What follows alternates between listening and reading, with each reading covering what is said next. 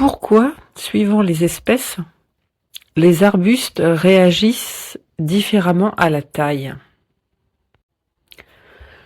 Pourquoi, suite à une taille sévère, voire un rabattage, un hortensia repart facilement alors qu'une lavande peut mourir? Ils ont tous un point commun. Tous les arbustes produisent une charpente qu'ils conservent pendant de nombreuses années. Chaque espèce compose avec les multiples contraintes auxquelles elle est soumise, les forces biologiques et mécaniques qui la font s'élever vers le ciel, la course du soleil, le vent, les saisons, créant le modèle architectural le plus adapté à son environnement.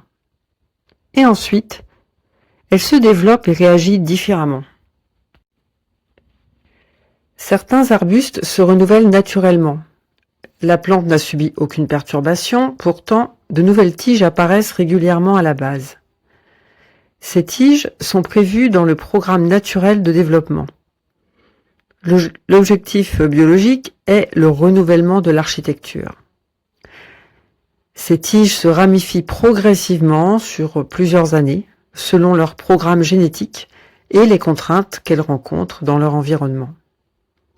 Dans cette catégorie, on trouve le seringa, le deutzia, le forsythia, les spirées de printemps, toutes blanches comme celle qui est sur l'image, le buddleia, plusieurs viandes caduques, les hortensias, les cornouillers, les céanotes caduques.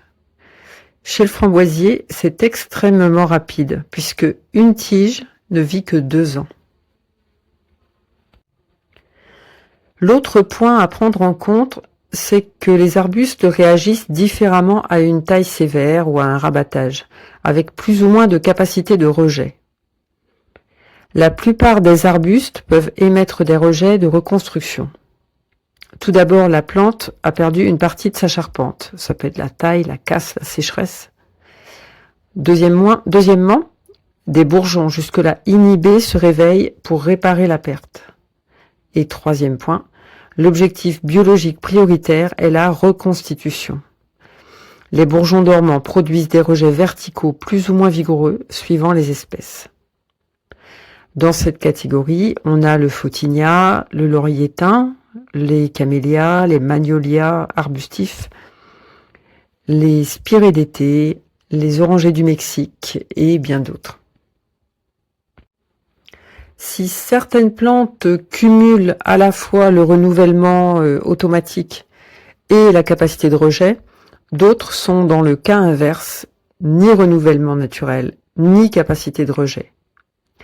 En effet, certains arbustes disposent de très peu de possibilités de renouvellement, reconstruction.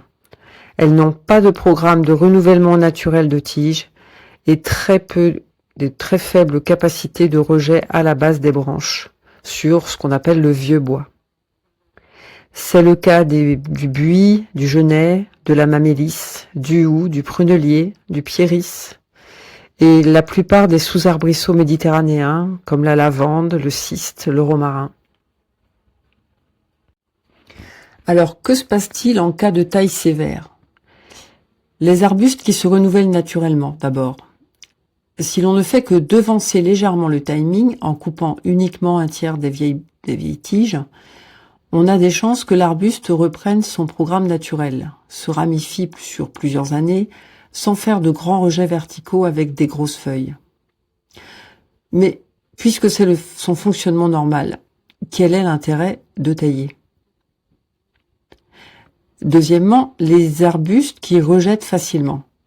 Ils produisent des grands rejets verticaux et fragiles.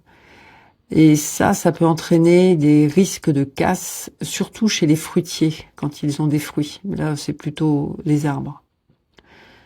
Les rejets produits sous stress n'appliquent pas le programme naturel et progressif de pousse et de ramification. Enfin, les arbustes qui ne se renouvellent pas et ont une capacité de rejet faible, eux, meurent la plupart du temps. Donc, avant de sortir le sécateur, je vous invite à vous poser quelques questions. Cet arbuste est-il en bonne santé? A-t-il un programme de renouvellement? S'il n'en a pas, est-il connu pour avoir une grande vigueur à faire des rejets à partir des bourgeons dormants?